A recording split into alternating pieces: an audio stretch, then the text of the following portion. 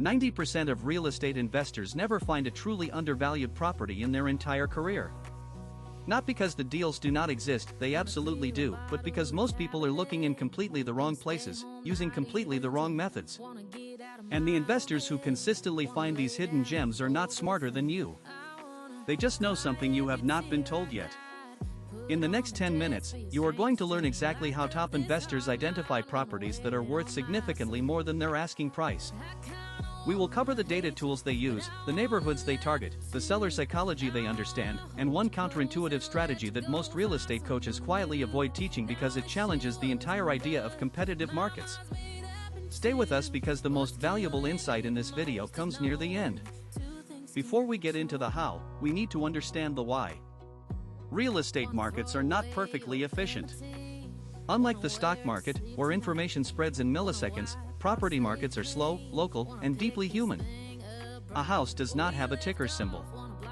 Its true value depends on dozens of factors that are not always visible on a listing page.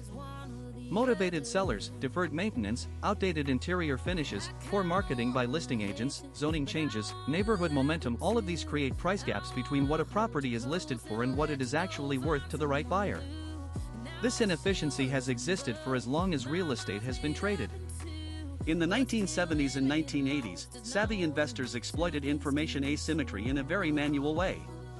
They knocked on doors, read public records by hand, and built relationships with courthouse clerks. Today the tools have changed dramatically, but the core principle has not. The person with better information wins. The difference now is that better information is more accessible than ever if you know where to find it. So let us talk about where undervalued properties actually come from. There are several distinct categories, and understanding each one is critical to building a reliable deal-finding system. The first category is distressed sellers. These are homeowners facing financial hardship, divorce, job loss, or a looming foreclosure. They often need to sell faster than the market timeline allows, and speed has a real dollar cost. A seller who needs to close in 2 weeks may accept 15 to 20% below market value to make that happen. According to data from Adam, a leading property data provider, pre-foreclosure properties sell at an average discount of 18% compared to non-distressed sales in the same zip code. That is a significant gap, and it is driven entirely by circumstance, not by the actual value of the home. The second category is estate sales and probate properties. When someone passes away, their heirs often inherit a property they have no intention of keeping.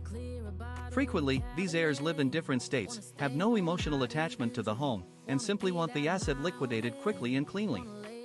Estate sale properties often sit with deferred maintenance because the previous owner was elderly and unable to keep up with repairs. This creates a double discount, one from the seller's motivation and one from the property's perceived condition. But perceived condition and actual condition are often very different things.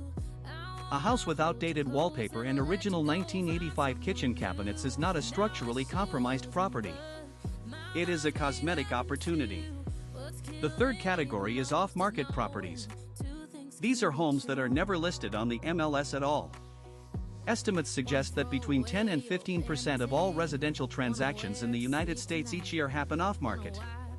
Investors who access these deals face zero competition from retail buyers, which dramatically improves negotiating position.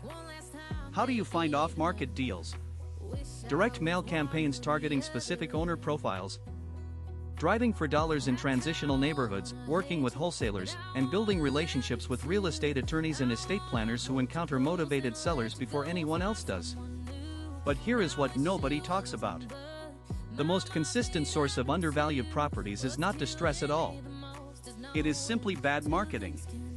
A well-priced home with poor photos, a weak listing description, and minimal online exposure will sit on the market longer than comparable homes.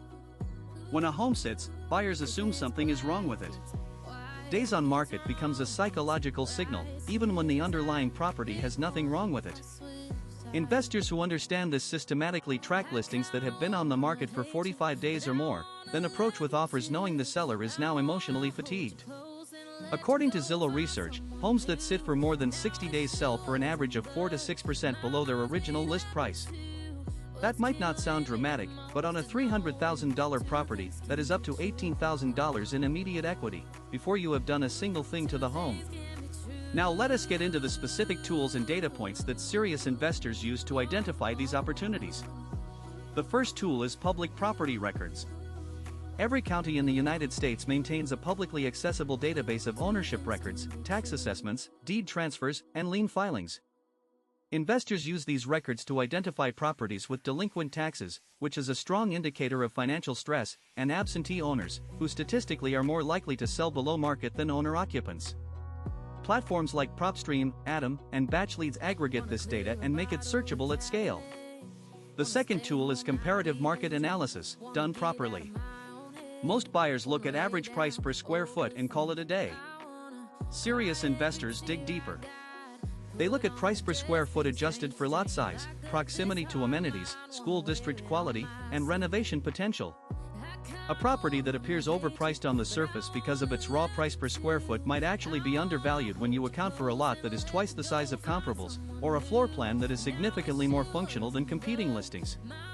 Rhetorical question worth sitting with: when was the last time you saw a buyer's agent run a truly detailed comp analysis that accounted for all of these variables? Almost never. And that gap in diligence is where undervalued properties hide. The third tool is neighborhood trajectory analysis. Undervalued properties are not only found in distress. They are found in neighborhoods that are appreciating faster than the broader market has recognized. Look for early indicators: new coffee shops and restaurants opening in previously overlooked areas, infrastructure investment announcements from local governments, rising rental rates outpacing home price appreciation, and an influx of younger demographics into historically older neighborhoods. These are the leading indicators that precede price acceleration, and investors who identify them early capture appreciation gains on top of any existing discount. In 2012, savvy investors who bought in Detroit's Corktown neighborhood paid an average of $40,000 to $60,000 per home. By 2019, those same homes were selling for $200,000 to $300,000, driven in part by Ford Motor Company's announcement of its new campus in that district. The information about Ford's plans was publicly available well before the price spike. The investors who acted simply paid attention. Now, what does this all mean practically? The biggest implication is that finding undervalued properties is a system, not a moment of luck. It requires consistent deal flow analysis, not occasional searching.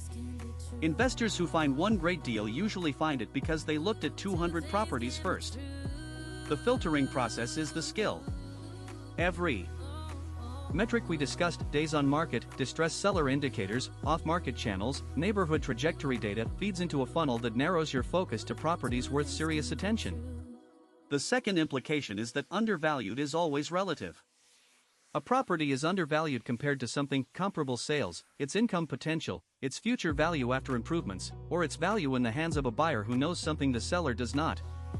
Clarifying which type of undervaluation you are pursuing will determine your entire strategy. The key takeaways from everything we covered today are straightforward. Distressed sellers, estate sales, off-market deals, and properties with poor marketing are your primary sources. Before you go, if you learned something valuable today, hit that like button right now. Subscribe to Realty Pulse for a brand new video every single day. We will see you in the next one.